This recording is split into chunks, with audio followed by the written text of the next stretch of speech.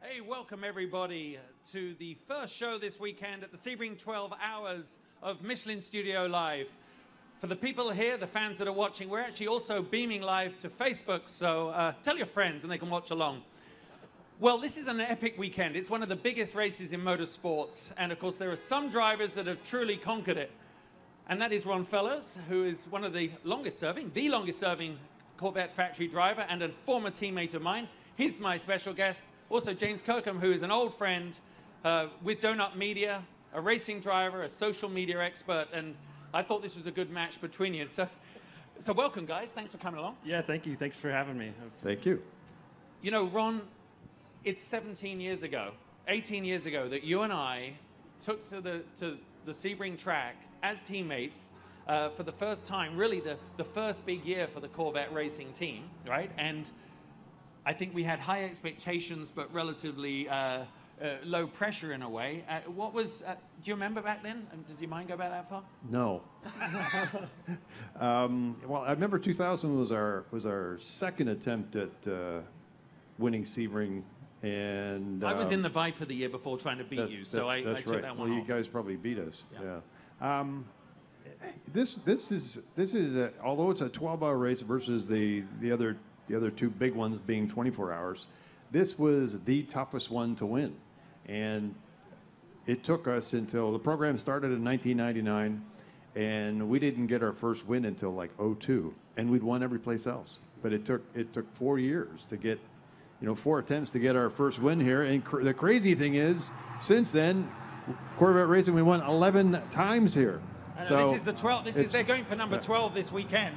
Wow. Also, it's the 20th anniversary. Also, it's the 200th race in the IMSA series. Something like that. It's like a big deal. So, James, obviously, you were talking to us earlier. Yeah.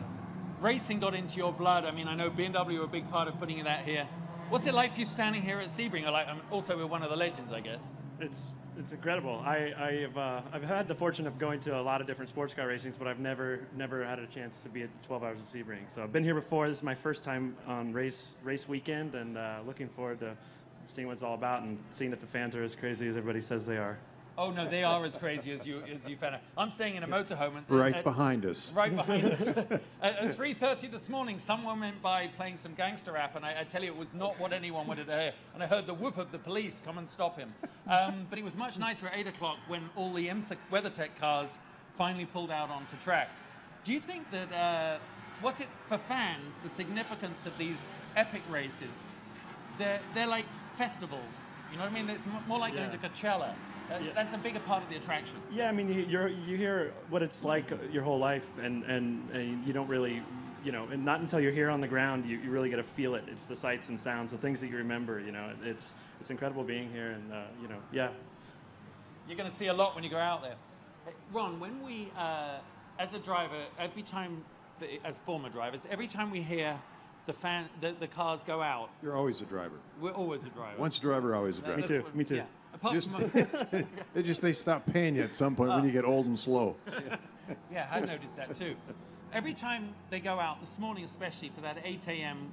first practice on the Friday, with qualifying coming up later, you really get that familiar, you talked about muscle memory earlier, you get that familiar feeling come over you, even though you're not in the car. Heading out, especially onto a track like Sebring, always put a lot of demands on the driver, especially the first one out. Talk us through that. Well, the great part about Sebring is how unique it is. You've got multiple different surfaces around the 3.7 or 8 miles that it is, and it's bumpy, and that's okay. And as a driver, yeah, you get beat up physically.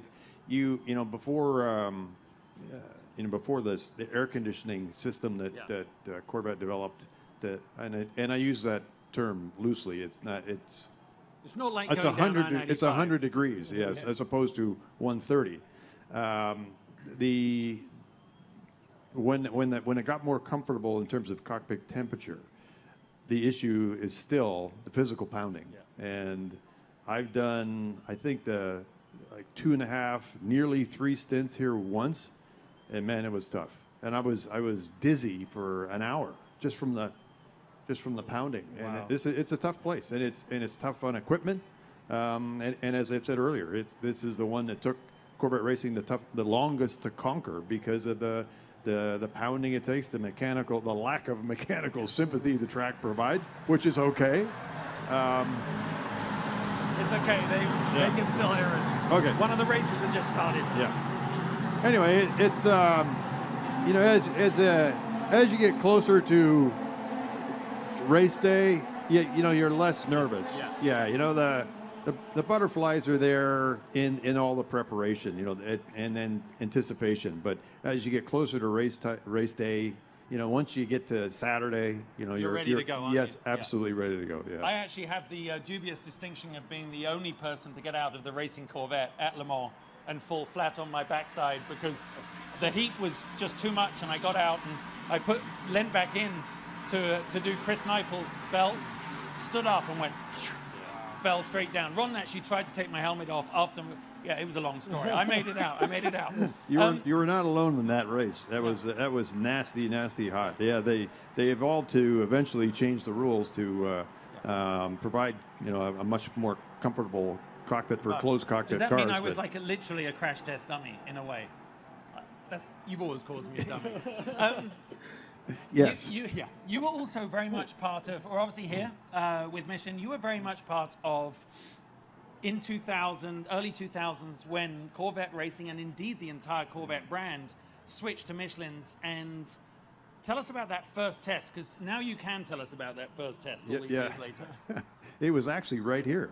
What happened in 03, we were going for our third Le Mans in a row, and it was 50th anniversary of Corvette. We had these beautiful blue and red and white cars, and had a great race, and we got our butts kicked by the Ferraris, and a lot of it was due to the performance of the Michelin tire, and we got a chance to try them at the end of the season right here.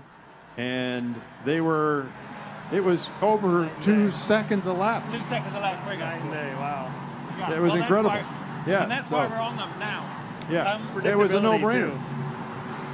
So obviously, James, right now we're living in this incredible social media content-driven world, which I know is your thing. Ron and I step into it in our own way.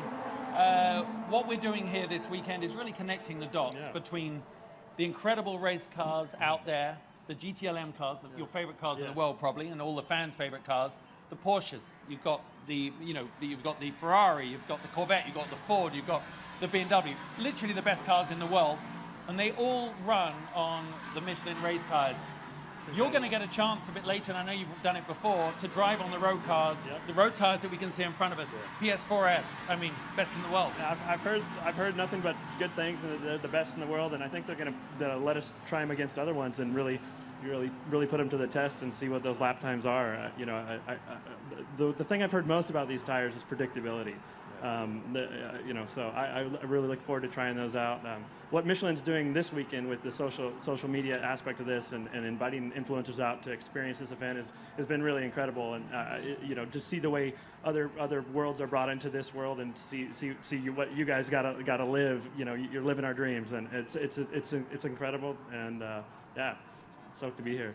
Well, tonight they get to drive out on the track, and that's pretty unique unless you've got an FIA license.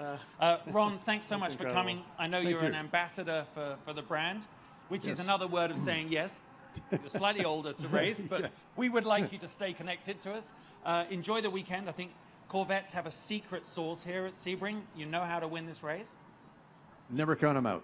The one they got last year, they had no business winning, but it was great strategy, great pit work, and they've always had great drivers. Always had great drivers.